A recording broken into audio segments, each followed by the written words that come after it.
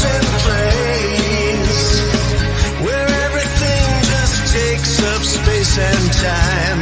And that's where I am looking for you. Thinking that just perhaps you got trapped like the rest of us and never found a way to break through.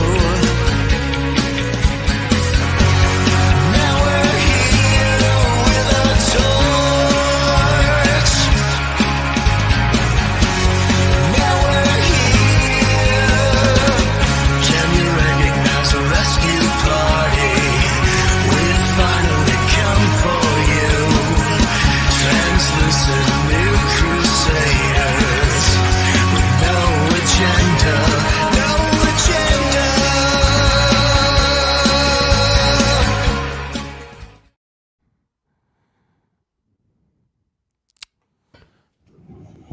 Hey, I'm Miss Chrissy, And I'm Steve.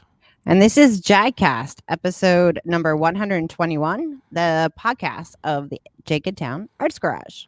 Yeah, where we talk to artists, entrepreneurs, and other interesting people at the intersection of the arts and technology. That's right, Steve. And what are we doing here today? Well, today we have two very special guests. You want to introduce them, Chrissy? And I'll bring them on. Sure. So the funny thing about this is you've met one and I've met the other in person. Yes, I met Lisa Schaffer. I remember, maybe we'll talk about it when it comes on, but I remember the story of meeting her. I'll talk about that, which comes on, see if she remembers. And I have not met Jackie yet until today. And and Jackie is actually my neighbor here in town, which is kind of fun. See her up at pick up at school and walking around town. Some nice Easter egg hunt action together. So Lisa is a photographer and a DJ, and Jackie owns a bookstore here in town called Capricorn Books and is also a freelance photographer as well. Okay, yeah, that's right. So let's welcome Lisa and Jackie. Hello. Hi. Hi. Thanks for having us. Yeah, no course. problem. So this is super fun because there are two of you. And so how did you guys meet? I just want to say that we met in this very location. Yes, that we we're met at sitting the in bookstore. right now. Wait, this bookstore? Yeah. Yes, we just Really?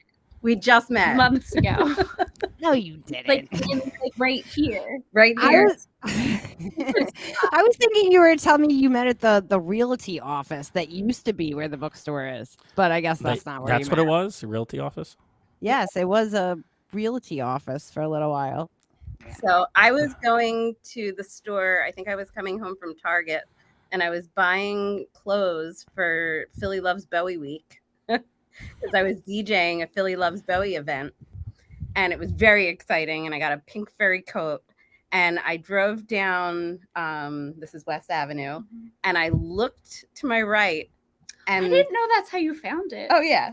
I looked to the right, and this window of this bookstore that I didn't even know existed had all David Bowie stuff in it. So I pulled over and I went in and I said, "Where did this place come from?" So you know about it because you looked to the right. If you look to the left, like a normal person driving would. And I came in and I told her that I was DJing a Philly Loves Bowie event, and she said, "Oh, do you want to DJ my opening?" And I said, "Yes." Wait, I just want to get this straight. Like we're in America, so you're driving and you look to the right, which means you had to be going up towards you had to look across the passenger seat. What made you turn to the right and look across the passenger seat? The left is a church. Yes, you didn't want to look at the church. I just like I look forward when driving on West Avenue, so I don't like run over people, especially there because they tend to like walk around. A slow day in It just was January. so colorful. Ah, right. The color attracts your eye. So you're also Capricorn Books is also a potential traffic hazard. We should be aware of. Absolutely. Absolutely. For those that are attracted to colorful things. She just Not me, obviously. 'Cause I just- She makes a beautiful window display. She does actually, and it changes very nicely. There was like the green theme. That was probably around. I'm That's what guessing you that's what you March. remember. We've It's got very our beautiful. It was this time where there was green. out now. It's Pride Month, and there's Yeah. pride flags in the window. But back to Bowie, because Yes. I love Bowie, and Me too. I've loved David Bowie since I was 4 years old, and my mother showed me Labyrinth, and that was Yes. the beginning of my Bowie love. But I started the bookstore opened in November, and we had just gotten through like the holiday like crush, and it was like breakfast one day, and I was listening to XPN, and I was like, oh my God, next week is Bowie week. I'm doing a Bowie display. So I bought a whole bunch of books. Bowie was like, he was very well read. So I got a bunch of his favorite books, and I got a bunch of Bowie books. And then I had some like red and blue lightning bolts in the window. So that is what caught Lisa's eye.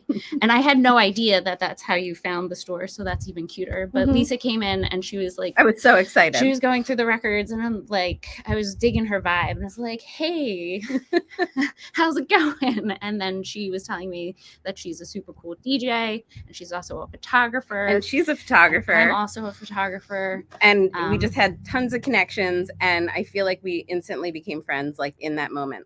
Yes. And then she DJ'd our grand opening in January, and it was super groovy book vibes, or super funky book vibes. Bookstore It vibes. was, Bookstore What's vibes. what's a bookstore vibe? oh my gosh, she nailed it. Air. Air. There has to be air present. Yeah. I think it'd be like the smell of slightly moldy pages. I guess it's an old bookstore. All amazing, like No. just quiet vibes. It's quiet that, vibes. Like aren't- when sounds like when I used to go to the Barnes and Noble back in the 90s. There's one in Willow Grove, or there was one. There was one. Was one, and I used to go down there because it was like it had a library vibe that had less restrictions Right. Well, and no help to find things. it's always a party at Capricorn Books. In fact, we ended Bowie week with a serious moonlight dance party, and we got out the disco ball, and Fun. we just had a fun time. So fun. So one of my Yeah. favorite things to do is I love more than anything to support other businesses. And I'll only support your business if I absolutely love what you do. Yeah, you and I are similar. I like to say that I will shill for people that I like and I get value from, that I appreciate, and that and I Right. think they're doing a good job. So that's why I always shill for Broken Goblet. Take a shot, everybody playing the drinking game. I've already mentioned them, but yeah. So I agree with you. I like that. That's partly why we wanted to have you on here, because we also like to support other businesses, especially in town here. Right. And that was when you guys reached out to me and said, we're based in Jenkintown. We want to talk photography and things like that. All I kept thinking about was Jackie, because Jackie's from Jenkintown. And she has, like, Yeah. amazing business in Jenkintown. And I just love it so much. Like, it's everything that I kind of like wish that I could do in my life. And Thanks. What Yeah. run bookstore? It's maybe a record store. Yeah, record store. Um, That's less what we books. did in Jenkintown. This is a very small collection. When I had the idea for a bookstore, my husband is a musician, and we had a pretty, like, ourselves, we have a pretty good collection. But our friend, his uncle was a DJ in the 80s, and he got all of his like records, and they were in really good condition, and he's like, I'll consign them with you, like I don't want them, like go ahead. Wow. That is how we like started our small, but not so small. I'll go this way. It's Not so cute. small. Very cute. It's got a little nook, but that's how we started, and we've been getting little bits here and there, so I'm putting out the word if anybody's selling. But if there were to be like a legitimate record store in Jenkintown Or Glenside. or Glenside, that would be really cool. So Is that it? It's Is a that five-year hint? It's a 5-year plan for me. I did promise in the beginning. So before we move on, I just wanted to bring up the origin story of how I met Lisa here, because we don't do segues here. We just kind of ram into subjects. So tell me, remember this. I think I met you at the Ardmore. I remember, at least the first time I remember meeting you, you were photographing something at the Ardmore Music Hall, Okay. and I was there. I just remember, I'm pretty sure it was Ardmore. I just remember this tiny woman with a giant camera and a little girl in the corner. Oh, was my daughter with us? Yeah, like your daughter was really small then. This was years ago. Oh, I'm trying And to think. Was it a like a U.S. Rails show? Man, I don't remember what it was at this Because point. I'm I don't even know why I was there. Come to a lot of shows with me anymore. Yeah, I don't know what it was anymore. I don't even know why I was there, but I just remember it was like this. I think it was the Ardmore, and it was just like this little tiny, this small woman with like a gigantic camera. Was That's what the image in my head. was I not just taking photos but also dancing with her? My memory's not that good. It seemed like she was helping you a little bit. I Okay, don't know. it probably was a U.S. Rails show. I feel like that was the Yeah. show I brought her to, and we just danced a lot. Yeah, or you might have been. I don't know. I thought you might have been working it, but I probably hired- was. Yeah, but But if she was with me, I didn't. I Just think I think I talked to you that day. I don't remember what it was. I can't remember like what I ate for breakfast. So, Okay. Yeah. but I do remember that sticks in my mind because of the juxtaposition. Right. And first of all, I really was like admiring the camera. And I wished I had it. And then secondly, I was like, "How are you lifting that? Thing's pretty heavy even for me." and it's just like it was like I don't know what you have. Like you have a D something at the you had a high end Nikon. Now I have a D5 and a Z9. Nice. I don't have any of the Z's yet. I want a Z or Z as they say in Canada. It's really life changing. Yeah. Except it's too expensive for me. It's heavier than anything else too. Yeah, I want a Z9 though. I like the giant cameras. I have like this is gonna talk. We're turning into a camera show now, and I have that D7200, the crop sensor one, and I have a little a third party battery pack on the bottom to make it look even bigger. And you know what helps though? You have that big camera. People get out of your way. It's like parting the seas. Yeah. When you're like someplace. It's really funny. Other photographers now all have these mirrorless, and so I just bring out this like thing. I have like an 80-200 old lens, so I just bring out this thing. It's like. Yeah. It's this huge thing, but you know, I don't make a living at it, so I can't justify the thousands of dollars to upgrade right now. Well, the game changer with the Z9 is you can make it silent. Indeed, yeah. It doesn't have a mechanical shutter, so Right. it's always silent. So- Well, I used to have a noise that it'll play. I can photograph operas now, which I have done too. That's incredible. Oh, that's cool. Indeed. So that's probably going to be the extent of the photography talk, right? Because Oh, maybe. maybe unless you want to chime in. What is your favorite camera? My favorite. Well, so we do very different things because Very I do different. not like. I'm a studio photographer, and I do Controlled settings, Yes, controlled environment. It's like the Really? opposite. Yeah, I basically do only music photography and events occasionally. So, and I think it's funny when people assume like a photographer, you're a photographer, you can do all the things. And I worked with the Bruno brothers for a long time. Oh, cool. And I was their in-house photographer for 3-ish years. And that's my dream because I love cheese. Which is Oh yes, I love cheese too. that. So I love food. I was eating prosciutto like on a daily basis, like cheese and meat every day. It was great.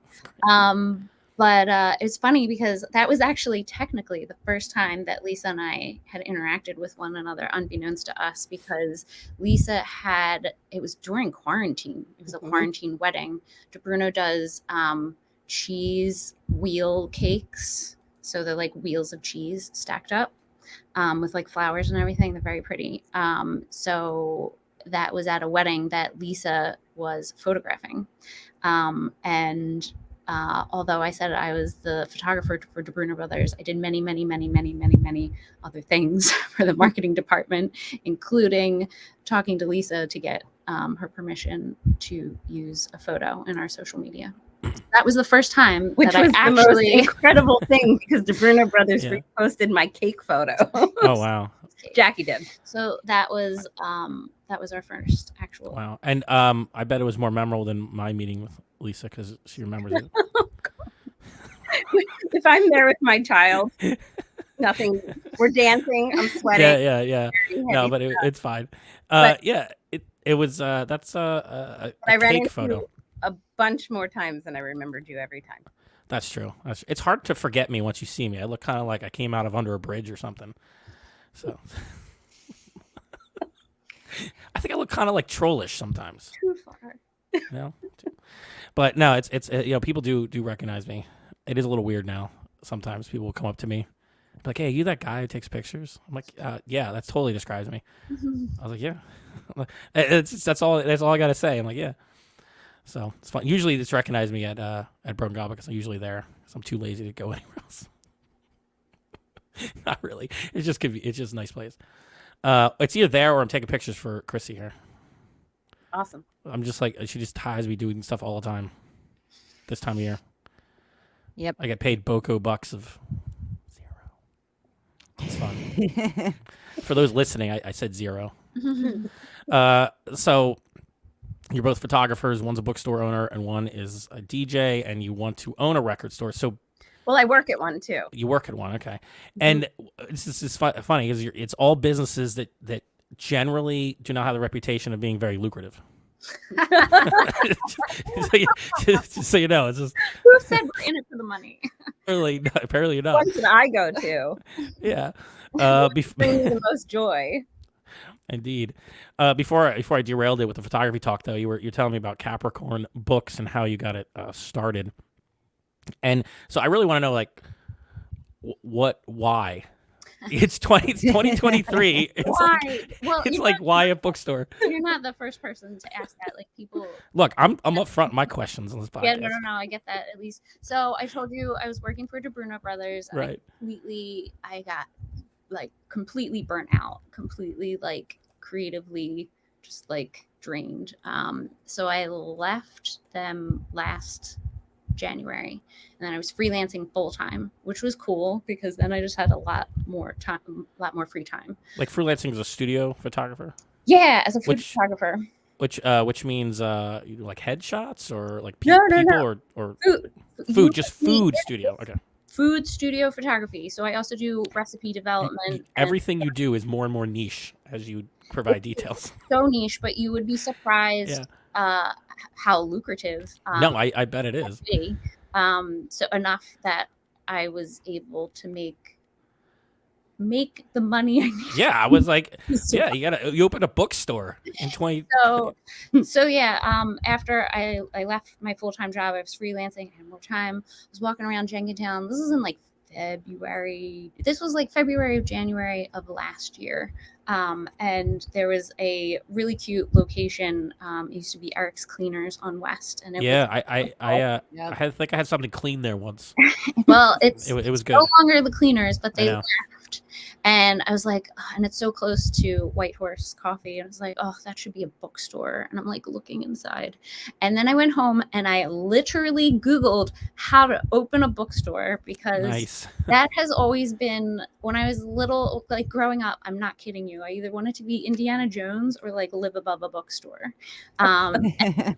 Indiana Jones did not pan out. I realized that like I would not be, if I actually was an archaeologist, I wouldn't be in the field like all the time like Indiana Jones. I don't even think archaeologists are in the field like Indiana Jones is. Well, no, that's what I'm saying. Like when I was actually like looking into the field, because I love archaeology, anthropology, mythology. Like I love all those things. But in any case, the backup, the fallback plan is just live above a bookstore.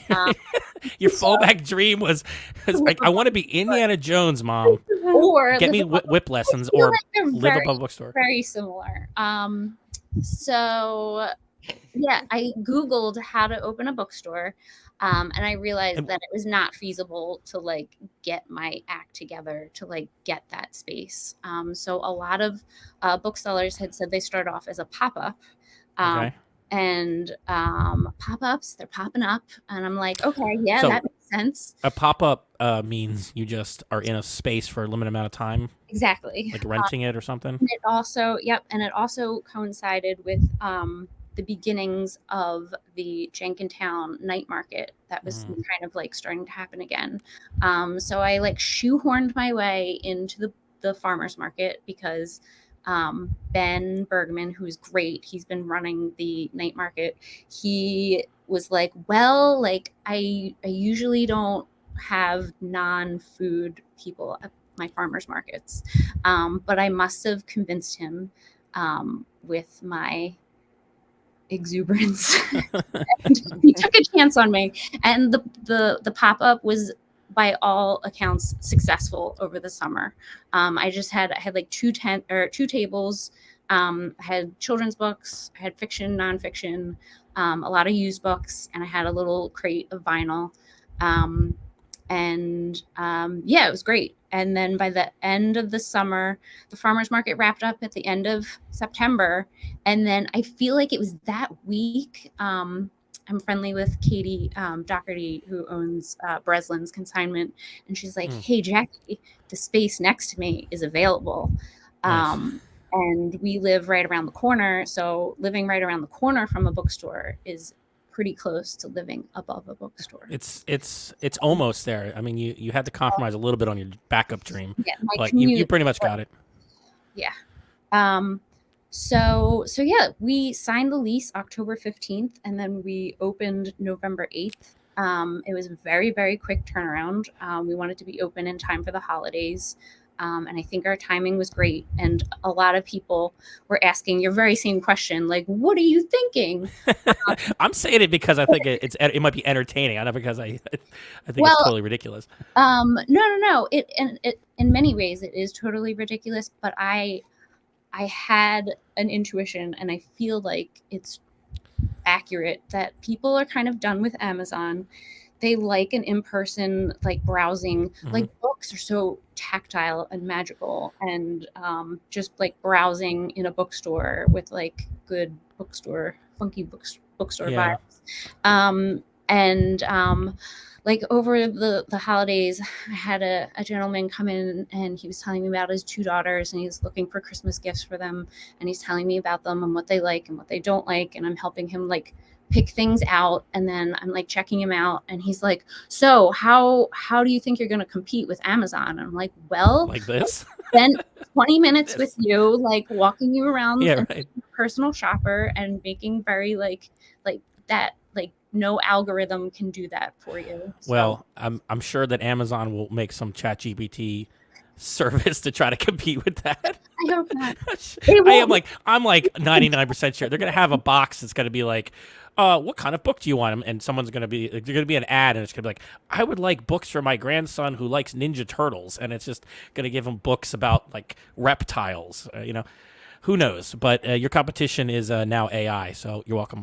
2023. I am aware, but it seems like everybody, like, I'd say like still every day, because it's fun, because people are still discovering, people are still driving by and not looking where they're going, and then going like, no accidents so far, and then like coming in, and they're like, oh my god, there's a bookstore in Jenkintown, and they're so excited. Everybody is genuinely, honestly, I've had just like, I can count them on like one hand customers that were just like not great. The interactions were like, okay, like this store isn't for you. Basically everybody that comes in is like, oh my gosh, I'm so excited. I think you're right, and I'm coming from the opposite. I'm gonna walk out of screen for a second. Okay, keep talking. I'm from the opposite end. I haven't bought paper books really in like decade plus. Like, I'm all about ebooks. Oh no. Like that's all I do. Steve is not your customer, but I'm with you. I like paper books. But that's okay. However, even in my space, which is like software developers, and we read a lot of technical books and novice books, even there's a lot of people that Amazon sucks. Nice. A lot of people, even in my space, like the paper books. And I prefer paper books. Yeah, Chrissy prefers paper books. Amazon's like, nice. Just take a screenshot of it. Wait. I want to make you solo. We can get a nice screenshot of this. There goes a thumbnail for you. Perfect. Very nice. But yeah, Jackie, so I think you're right though, that a lot of people are interested in at least some. I think it's a minority of people. I don't think it's a majority, but I think it's a significant minority of people that are totally cool with or that want to have like a bookstore experience. They want to have like records. I mean, vinyl has been coming back for the last several years, and I think that's why I don't think it's ridiculous you want to do a record store, because so here's the thing: when things get more digitized and more convenient, that will definitely take up the majority of the regular market, because it's cheaper, it's more convenient for people, but it opens up the market for those that is now a niche market, which is the more analog, high touch, kind of services. And then those people, there's still going to be people seeking that out. And in fact, you may be in a better position than if you were opening up a store at a time where bookstores were more common, because now your customer base is going to be people who are much more focused on finding your type of service and going there and being willing to pay the prices that they may have to pay. Although Amazon's not as cheap as it used to be. But still, like, I know, I understand that our prices, like, I'm charging MSRP prices, so I know they can get them cheaper elsewhere, because that's just the margin that I have to do business at. Right. But nobody balks, nobody complains. That's what I mean. Yeah. Here, I think they understand the importance of the small business and how it helps the community. It's like we're living in a little community environment together, and when small businesses thrive, everybody thrives. And I think people kind of understand that and want to support that. Yeah, and I agree. I think this is actually, ironically, probably one of the best times to open a bookstore there has been in a long time, because there was this, once Amazon became big, they took up most of the market, and Barnes & Noble, all the big booksellers, it went digital. But, there's now this, people are nostalgic for it. They like the experience, and there's definite advantages to paper books. I gravitate towards ebooks because I've always been a technologist. I've always wanted the dream of just like having a screen and doing things on, and I take advantage of the ebook format a lot with searching and note-taking and, recordings. And a lot of my books are nonfiction books. But I'm definitely like the outlier of the of even people who do ebooks. I used to commute into the city, and I would prefer to have my paper book. But sometimes I would forget it, and I'd have a backup like ebook on my phone. I've done, now that I'm a bookseller, ironically, I have much less time to read. Yeah. So I've been doing audiobooks. Yes, I love audiobooks. I think it's really interesting because I feel a little bit like a bartender here. I feel like people kind of like unburden themselves with like their book habits, and like it's like they're telling me their secrets, where they're like, oh, like I really prefer like ebooks for like, I don't know, for my nonfiction, and I like getting my cookbooks from the library first, and then like just like really like niche habits. Yeah. And I think it's great. And Dina from the library, the Jenkintown library, they've been great and very supportive, and we've been doing some collaborations together. And she's like, any type of reading, like whether it's ebook, paper book, audiobook, it's all valid forms of reading, and we should just embrace. Right. I mean, I used to, long before there was Kindles, I used to download Project Gutenberg books onto like a PDA with like a screen the size of a postage stamp and try to read off of there. That's how hardcore I was. But yeah, they all have different use cases. So like paper books are great for especially this time of year. I think people going to the beach, they're relaxing someplace. You know what I don't want to bring to sandy environments? Like expensive electronics. They can get scratched up and ruined. So you know what I do not mind bringing? Some cheap paperback. I mean, they're very durable. And you know what? In the age where they're like editing books, like they're changing them out for various, reasons, they're not going to change your paper books out from under you. So it's another advantage if you care about that kind of thing. So another thing I forgot to mention is I'm a free little librarian. Yeah, that was What does that mean? You have your You're own. You have your own little library. Oh, I that's do. cute. At your house? At my house. Oh, fun. So wait, you have to explain this to me. I don't understand. It's Okay. like that little library in the square, Steve. Mhm. Oh, like the little box with the books that nobody wants in it. Hers is cuter. Mine than is the really box. cute. It was handmade by my handyman during the pandemic. Nice. Really big. It has like 6 shelves in it. And my next door neighbor is in a book club, and they put all their books in my library. So I have some new books. I have a kids section. I have pencils for the How holidays. big is this box? You have It's pretty sections. The kids section, is it like 3 books, or is this thing the size of a fridge? It's not the size of a fridge, but A maybe mini like a fridge. mini fridge. Oh, wow. Cool. That's big. You could buy a free little library from the website and then get the generic one that like you build, or you can like hire a handyman and get it custom made to match your house. That's nice. Wait, does it look like your house or just match the colors? No, it matches my house. It looks like, oh, it's the colors. I have, Colors of your house. yeah, the burgundy roof with real roof shingles. We should do that, Chrissy. And then the version that you have on your yard should have a version of your daughter sitting on the roof. Oh my God. Yeah. Chrissy was My telling me daughter this the other sits day on that, the roof of my so house. Chrissy used to sit on a roof apparently when she was younger, and then her mom told Chrissy's daughter this story. And so the other day, Chrissy went outside and looked up and saw the teen sitting on the roof. Yep. I told my She's like, mom to stop telling them things that I used to do. But now it's perfect for a little library Right. project. I think that's what I do. I'd put little figures. But that's cool. That's really cool. So It's that's another something thing. It's much harder to share ebooks. I mean, it can be done, but In a it is not library. nearly as convenient as like here's a book. So it's another great reason. So I like libraries. I mean, so although I don't go to the library that often, I like them in concept. I used to go all the time. That's the thing. I'm telling you, I was waiting for this moment in history because when I was a kid, I'd go to the library all the time or use it. But when I wasn't reading paper books, it was all about stuff, electronic screens of information. But that's kind of my world though as a programmer. So don't mind me. I'm the weirdo in the corner. Look, I even put myself in the corner of this screencast. So Lisa, I have a question about when you DJ on vinyl. Do you have to like lug tons and tons of stuff with you? Well, physics hasn't changed. So. Oh yeah. It's really heavy, and I have to make sure I park close. So if I'm in the city, I have to get there like 2 hours early to get a good parking spot, and then I get breakfast. Well, I think you would need the energy after lugging that, Yeah, it's So really like, heavy. how many records do you take with you? Or do you like curate it beforehand? Like, how does that work? She just I don't randomly know. picks records. It doesn't. No, I she curate my whole curates. playlist. I put Yeah. them in sets of like 5 sets or 5 records, and then I can like mix them around.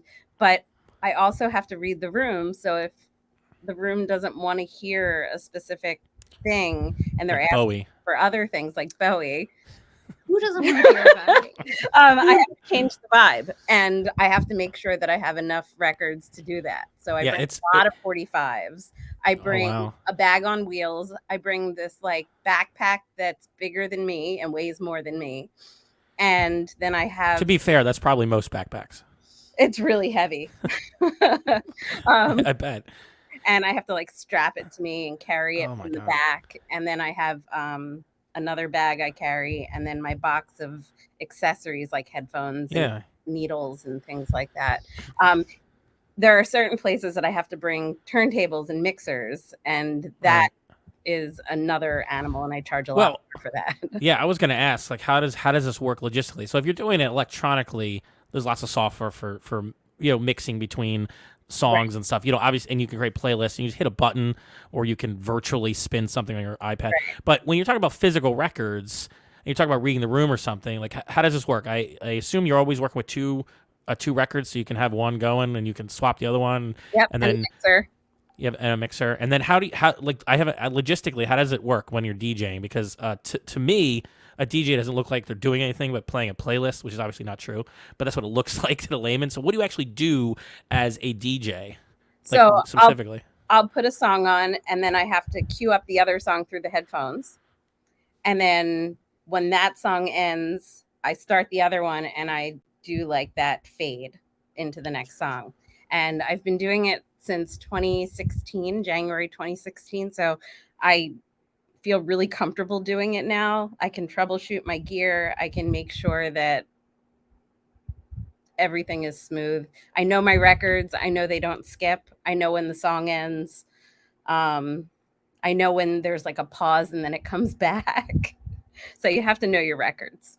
You have to know the music, or else it doesn't make sense to play it. yeah. So the how do you avoid like scratching your records up? Just I don't careful. buy scratched records. No, how do you avoid scratching them? Just because. Oh, I'm very gentle. I have really expensive needles that Okay. and have full control of the weight and That's when I used to use when I had access to records when I was a kid. Yeah. My dad had a record player. That was always I was always like paranoid. Like, how do I do this without damaging the record? Your thumb. Your thumb, okay. Lift it. Or Lift it up. or Yeah. the Q bar. Oh yes, the Q bar. Yeah. But I don't Okay. use the Q bar. So no one knows That's what the you're way talking you about used right to, now. teach 'Cause they're ballet all- class. Everybody watching is like, what? No, actually, our demographics actually probably do understand. They probably remember. I've seen the age demographics. They remember. But that's really cool. So is it a specific type of place that wants a DJ with analog records? Because is there any difference in audio, or is it just So bars, a lot of bars in the city have their own turntables. Set up. really? I didn't know that. So there's a lot of bars in like Fishtown, Center City. The places that I do have to bring my stuff is the nursing home I DJ for, Oh, which nice. is really lovely. And they want old records so that it can bring back nice memories. I DJ at Rydell Park. It sounds familiar. It's the one next to Whole Foods. Okay, yeah. Yeah, so I DJ there, and it's so sweet. And then Attic Brewing doesn't have their own turntables, So but you they got a do logo there. have their own PA. So I have to bring a lot of stuff, and they compensate me for bringing a lot of stuff. I would hope so. Yeah. But that's just interesting. I didn't know that it was such a mainstream thing doing DJing with analog records. Yes, it's getting there. And there's a new place opening up called Milk Crate Records in Milk Crate Record Store. And they're going to have, I think starting next week, they're going to have late night DJs and a bar, and they sell food. Where's this? Nice. Very nice. Yeah. That sounds fun. And so your dream, though, is to eventually give up the photography life and just run a. I'm getting artist old. My body's breaking down. See, Well, you keep buying the giant cameras. I mean, like Carrying records. and carrying records. physical thing. It's physically exhausting. It's physically exhausting. I would do like at DeBruno Brothers, like it was like a full day photo shoot every day, and Your hands the hurt? mechanics. I had like a mono stand and everything, and like I was constantly like hunching with the giant camera, and I just kept thinking, I'm like, I can't do this until I die. I need to do something No, you gotta do something else. physical. And it sounds really silly to say. No, my that it is prices went up physical, in but the last like 10 years because I have to schedule a chiropractor appointment after doing a wedding. Wow. Wow.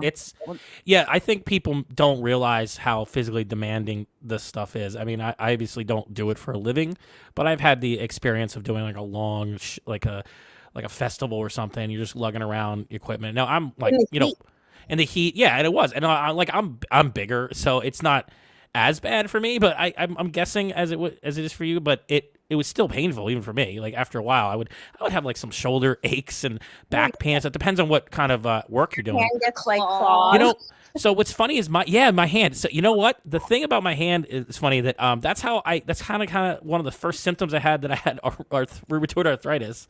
It's like I diagnosed with that a few years ago, young, and I was at a music festival I was doing, and I kept having this like pain in my wrist, and I thought it was just from using the camera because that can happen if you're like shooting like hundreds of photos.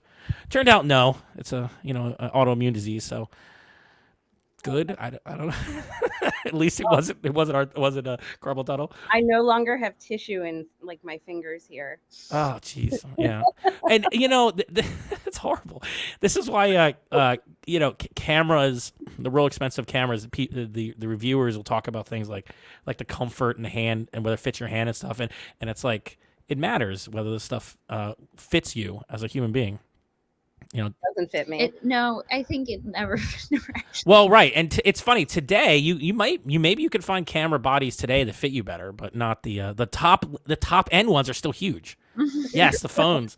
No, but you know what? I actually take most of my photos with my phone.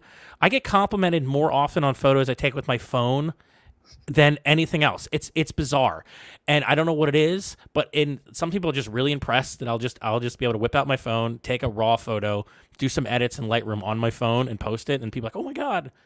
I will say, because a lot of people are like, oh, anybody can be a photographer now with like the iPhone. I mean, anyone can take pictures. Anybody can take pictures, but I'm sorry, like if you don't have composition and like lighting down, then it's still gonna look horrible. Yeah, I mean, yeah, my style of photography, since it's mostly events and like music, I don't really have much control of the lighting, but what I do have is composition, which I'm good at, and I'm good at editing. Yeah. And my style of editing is apparently unique enough that it's recognizable and people like it. But yeah, I love doing that with the iPhone. I'll just take a picture, and it's I sometimes love using my phone. I mean, Yeah. I'm not gonna like put my watermark on my phone photos, but well, I do that. do you? I do with with some of them, yeah. Good for you. Because I don't. they're still good photos usually. I yeah. I have to ask for permission to bring my camera if I'm hanging out with my daughter. I could see that. Yep. Yeah, she's like, "Need a camera today." Yeah, so I have that thing with Chrissy. I can't, when we go out, I'm not really allowed to bring my camera because it'll just be me taking pictures the whole time. Right. Yeah. But with the phone, which is interesting, I've gotten good enough at it now that it can look like I'm just doing a quick shot on my way out. But like I'll know exactly what I'm doing. I'll take like 2 or 3 shots and I'll edit it, and it'll look pretty good. I think you could be sneakier with your camera too. You can be sneaker, yeah, with the I iPhones. took a picture today at the record store of these shoppers because one of them was holding a Capricorn book bag, Nice, yeah. and I like snuck a little picture, and she didn't know I was taking the picture, and then I just texted it to Jackie, and I was like, "Look what I just saw." Yeah, I mean, I'm a believer of like the equipment makes a difference if you know how to use it. But you could take good stuff with any equipment. Photographer. It's only the equipment's only as good as the photographer. Exactly. This is why I don't have a problem with putting like my I just put my name on it on the photos. And a lot of like people have used my photos and like they made they'll use them for ads and stuff. Like sometimes the iPhone photos. Really? Yeah, because I mean they're good enough for social media If they're sizes. using them for ads, I hope you're getting paid. Yeah. Well, these are like friends. I don't mind. But like oftentimes the thing about having the iPhone, if you know how to use it right and you do like raw photos, and you have one of the newer ones, often I'm like the only person there with like who knows how to take photos. And so I was at a thing there was at Chrissy, what was the play, the musical we saw, the Levittown Christmas Carol? And Exactly what it was. yeah, it was Levittown Christmas Carol, and so Levittown? it was at Brongawa, but it was like a one night kind of thing. I didn't bring my camera, but I had my phone, and then it was just so interesting with everything they had been doing up on stage. I just started taking pictures, and I turned out to be like the only one who was really taking pictures, and I think they came out pretty good, even though I just had my iPhone because I took like raw photos. So that's a trick with iPhone photography mostly, and understand how the computational photography works. And what it can do and what its limits are, and frankly, it's really only good for social media unless it's really well lit. But honestly, I mean, people have low thresholds for what they think is good online. I learned that it's like I'll look at a photo, I'm like that's terrible. It's not even sharp, and people are like, oh my god, it's so good. And so it's like having a superpower if you know how to use a camera. They're used to now. Yeah. They're used to. They're used to seeing cell phone pictures. Mm-hmm. They are, and maybe that's why when I post stuff, they're more impressed because I took the effort to take the photo and actually treat it like I took it like with any other camera. I just happened to take it with my iPhone, and so that's cool. And then you could do stuff you can't do easily with a regular camera. At least I can't because I have old cameras. I like panorama shots with my iPhone. I think that's cool. I can't do them. With your iPhone or then No, I can't do them with my iPhone. I try, and the little line. I guess I just have a shaky hand. Yes, it's hard. you have to be like I do like a technique. Oh yeah. I do like a two-handed thing. I go so it's funny that this background I have right here is a panorama shot of the garage before it changed. Let me Realize. you can only see part of it, but this is like the only photo we have of in there. And, but that was done with my cell phone. Is that you don't have to keep moving. You can stay. You can just turn your body And move to line up the arrow and then continue. You'll have to show me when we get off You don't this have podcast. to keep. I think you think I that have you high to keep moving expectations and you don't for have to keep what I moving. have to do, and I just go, I I can't do it. I was like, do it's taking too long, and then I just No. go. Yeah, I also use these iPhone photos for like Philly Coca Heads marketing stuff when I have events because usually I'm there, so I'll take pictures.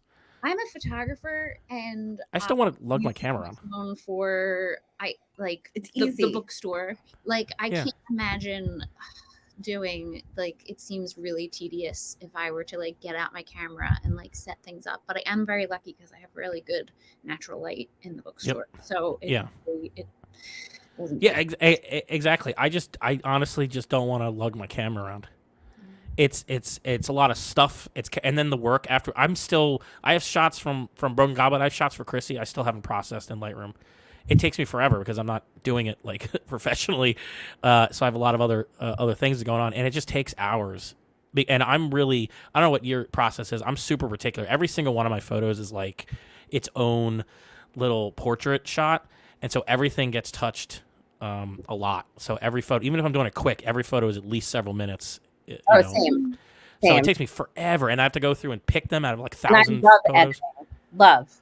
And so I just got done a 6-week in a row wedding run, as well as graduations and corporate and this and that. Congratulations on surviving. And everybody has their photos already. Yeah, that's crazy. Like, that's not normal. I know it's not, but I wanted to come in. Like, I didn't work this weekend other than like working at the record store today. I'm working Friday morning. But I wanted to go into Saturday and not have anything to worry about. So everybody has their stuff, even from Friday. Wow. Well, that's why your hands are. That's what happened to me. My hand. If I do too much editing, my hand will be like, I'll peel it off my mouse. I'm like, oh my god. Ugh. Yeah, I use the trackboard on my laptop. Oh, how do you do that without it being even worse? I tried that. That hurts even more for me. It doesn't hurt. I lay on the couch and ergonomic mouse. Watch cartoons with my daughter, and I'm there just like that editing works. and yeah. So okay, I think we bored Chrissy enough. Look, she looks bored. I think she wants to do a game called something. Are you guys interested? You want to do a game called something? Sure. Let's do it, Chrissy. So a game called something. If you've never watched this podcast before, it is a game. Why don't you show it, Chrissy? Why don't you show the book? Wait, where is it? Right here. It's in your hand. Well, now it's disappeared. Oh, fun. Wait. Yeah, back towards your face. There you go. Game called something. So in that book is a series of colored cards. Chrissy's going to tell you what the colors are. You get to choose a color. Chrissy gets to choose a question. Then she asks all of us the question, and we learn something about each other, as well as this is where the podcast goes off the rails. So this will be fun. All right, you guys ready? Yes. All right, so we have gray, orange, yellow, green, or brighter orange. Brighter orange. Who gets to pick? Why don't you guys decide? Are we deciding for just a color? each of us, Just pick or a for color. Yeah, pick a- just Orange. regular orange or brighter orange? Regular orange. Regular orange. Sounds like a plan. All righty. Do you have a favorite holiday movie? What is it? Emmett Otter's Jug Band Christmas. Ooh. Oh, fun. Okay. You know that one? Nope. No clue. Oh, 1974 Jim Henson. I love Emmett Otter. Now that you continue. I didn't know this existed. So one of my prized possessions is this Emmett Otter t-shirt that I bought that I knew wouldn't fit me, and I cut out the River Bottom Nightmare band, which is like a 1970s heavy metal band, and I sewed it on the back of my denim jacket, and it was there forever. And people either complimented it and had no idea what it was, or they knew exactly what it was. And then my son gave me this keychain from Spotify that if you scan it, it goes to a playlist. And then I realized that existed. So I got Spotify existed? No, that this scanner thing existed. Oh, okay. So I got this patch on Etsy that you can scan and you can customize what song it is. So I sewed it onto the jacket underneath the River Bottom Nightmare Band, and it plays the River Bottom Nightmare Band song. Wait, no way. Yes. Wow. That's fun. I've never seen this film. Nerdy. So now when people say, I like your jacket, and I say, do you know what it is? They say, no. I say, scan the code. Nice. That's so funny and So crafty. And techie at the same time. It's everything. And it's so also 21st century. It's very 2023. I like how QR codes are coming back. Mhm. I feel like when they first came out, it was very ooh, QR codes, but we didn't really actually know how to harness the technology. But I feel like during quarantine, we really pushed that technology. Well, I mean, it's easy now. You can generate them easily. Like even Canva has a little QR code generator. So They do. That's fun. So Emmett Otter's Jug Band Christmas. If your viewers and listeners do not know it, never heard of this. please watch it. I'm totally gonna watch it. Okay. All right, Even if it's not Jackie, what Christmas. about you? Wait. It's hard to say. When we say holiday, are we talking about like Christmas or like Any holiday. holiday? Any holiday. Anything you consider a holiday. Okay, Could so be Star Wars Day for all I care. I know it's one of the girliest things about me, but I really love Love Actually, and that like sets the tone. So before that, we watched like our weird weird Christmas movies. Like, have you ever seen Rare Exports? Oh my gosh. Okay, we'll go back into that later. But Love Actually, it's just that's a good film. That's a lot of people's favorite. I don't think it's just a chick flick. No, and No, it's a rare chick flick that transcends chick flickness. and it makes me cry every time, and then it puts me in the mood to listen to Mariah Carey singing. Oh man, yeah, that's true. That's overplayed. That Mariah Carey Christmas is overplayed, but it works in that movie. Yeah. Yeah, very cool. Do you get to answer this question? Yeah, I get to Yes. answer it too. Go ahead, Steve. Mine is Die Hard, obviously. Yes. My favorite Christmas movie. That's I mean, it is the quintessential Christmas film. It has everything you might want.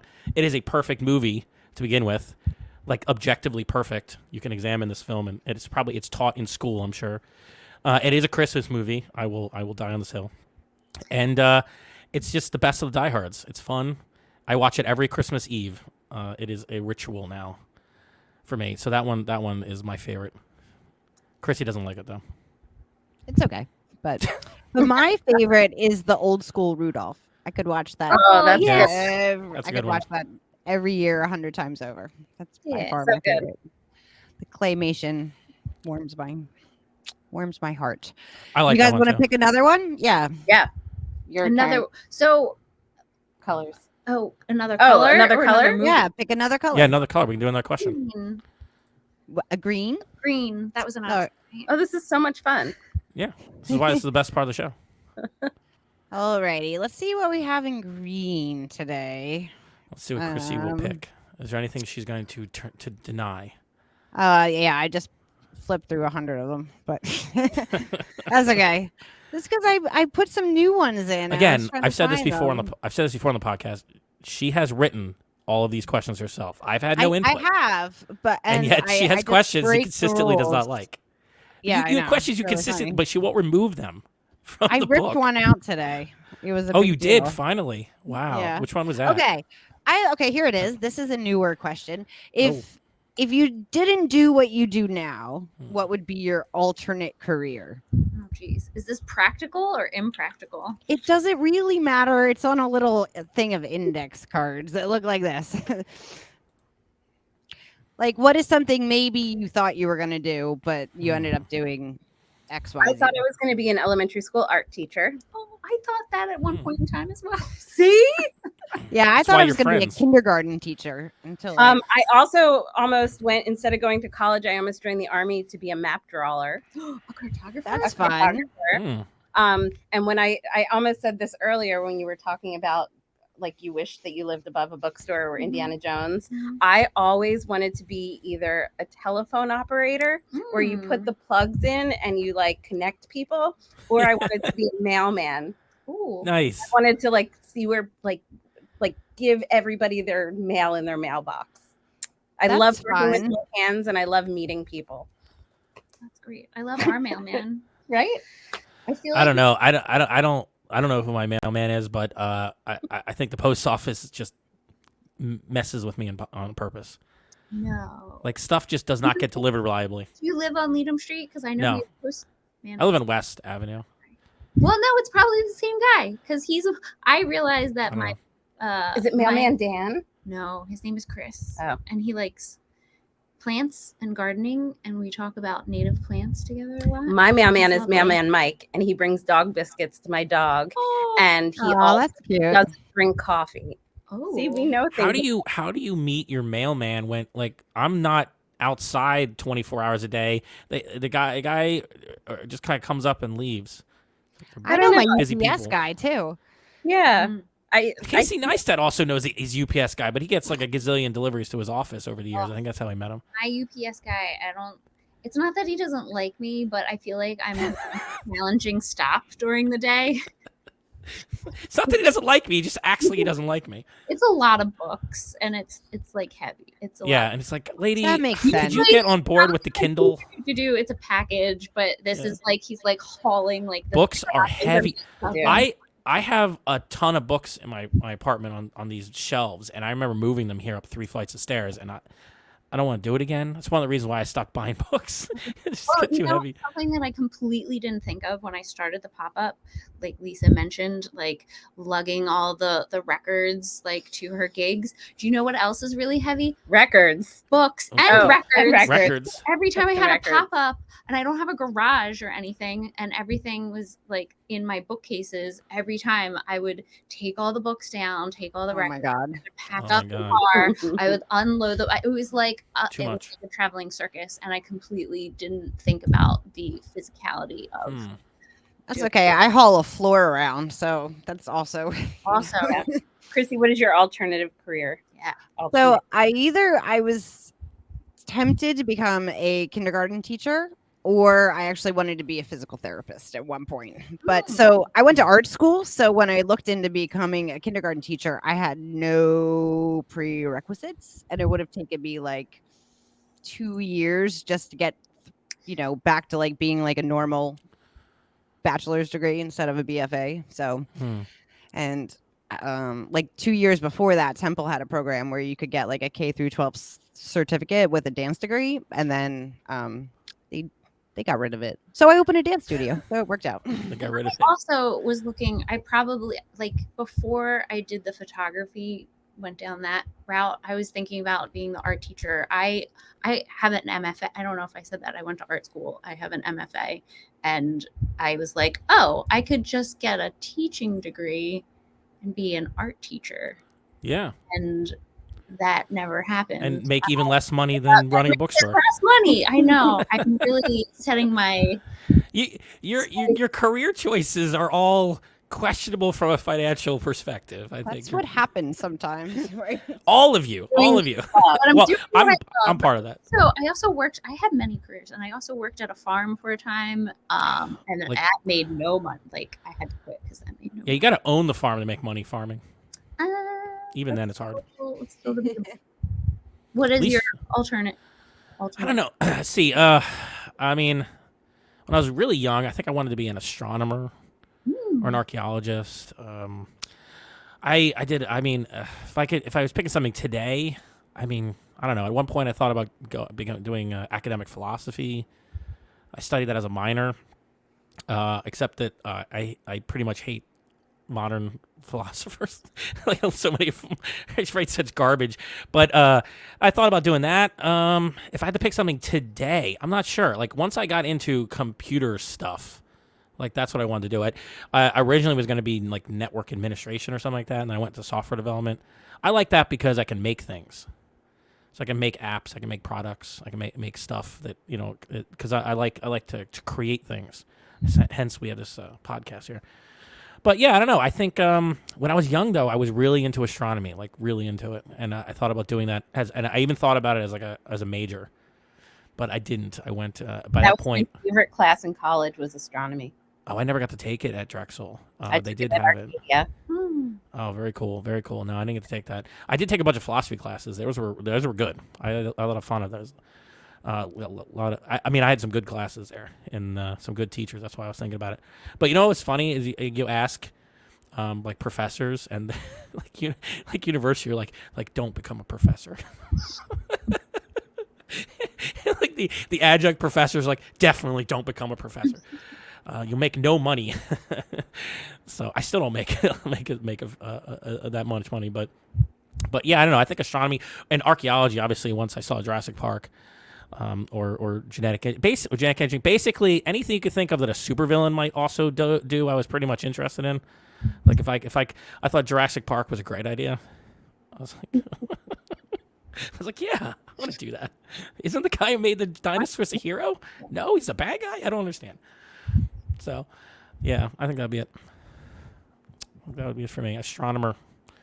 I saw Contact. I love that movie when I was a kid. Jodie Foster. Yeah. Sounds cool. She was an astronomer. She was a radio astronomer, so she heard the message. I always wanted to do a follow-up to that movie. Contact 2, where they go back. Contact. Reconnecting. Contact 2, reconnecting. I don't know. So, Chrissy, we have time for one more, or are we wrapping it up? I think we should wrap it up, Steve. Okay, I guess we're going to wrap. Well, then, before I do my wrap-up, why don't you, Lisa and Jackie, let us know where people can find you, online and otherwise, so they can find more. You make more sense. Okay. You can find me at Capricorn Books from Tuesday through Saturday, 10 to 5, physically. Like, you can come in and say hi. And buy books. And buy books and talk Records. books and records and everything else. And on the internet, CapricornBookShop.com, and Instagram and Facebook, Capricorn Book Shop. At Capricorn Book Shop. Yeah. You can find me at Johnny Brenda's the first Sunday of every month from 1 to 5, except for I think I'm taking off in July for vacation. So starting in August again, the first Sunday of every month, 1 to 5. That's like my regular gig. I'm at Hideaway Music, and you can find out when I'm there if you go to on Instagram at Vinyl Chickie, VINYLCHICKIE. And I post my gigs there. I post when I'm at the record store there. And then you can find me photographing any event that you hire me for. Yeah. So that's Lisa Schaffer, SCHAFFER, which everyone spells wrong, photography. Okay, yeah, I'll put I'll Right. listen to this, and I'll put the links in the show notes and in the description below this video. So be sure to check out Capricorn Books, and I personally recommend Lisa on many occasions. Thank you. Yes, you do. Yeah, for photography. So I will tell you, like, she has my approval. She's a very good photographer. Anything I've ever seen from you has been great. Anything that involves people, weddings, parties, events, headshots, Yeah. Corporate. Yeah, basically, if people ask me to do something, I'm like, just go ask Lisa. She'll do a better job anyway. I'll be fine. Go over her. She'll do a better job. I think you're great. Well, thank you. You're welcome. So that is I think that's going to be a podcast. And what time is it now, Chrissy? It's time to wrap it up, Steve. Yes, I like it like when she says, "Wrap it up, Steve." So you can find us at JenkintownArtsGarage.com. You can subscribe to this podcast at jagcast.show or wherever else you get your podcasts from. We're also on YouTube at Jenkintown Arts Garage. I mean, if you're watching this on YouTube, you already know that. Please subscribe and like and hit the bell and share it and all that kind of stuff, because honestly, there really is an algorithm and it doesn't care about us unless you interact with our content. So we appreciate you if you share it. We're not on TikTok. We are on the Facebook at Jenkintown Arts Garage and on the Instagram at Jenkintown Arts Garage, where I have started posting more random thoughts, behind the scenes things in the stories especially, and I'm starting to post on the Instagram bands and stuff that I think are worth your attention, because I get more views over there, so I want to get more attention to the new people that I encounter that I think are worth your time. So please follow us there, and you'll get stuff like that. You also get a lot of my random iPhone photos from things. Yeah, my iPhone photos that I think Lisa's secretly mocking. No. No, you'll no. But I did find out that if I put stuff on the Jenkintown Arts Garage Instagram account, it's not like it's a big account, but way more people see it. I have no idea why. Like, we don't have that many difference in followers, but they're like higher quality on that than they are for me. I don't know. Pay more attention. I get nothing. I am so invisible on social media. It's just, I'm lit like nothing.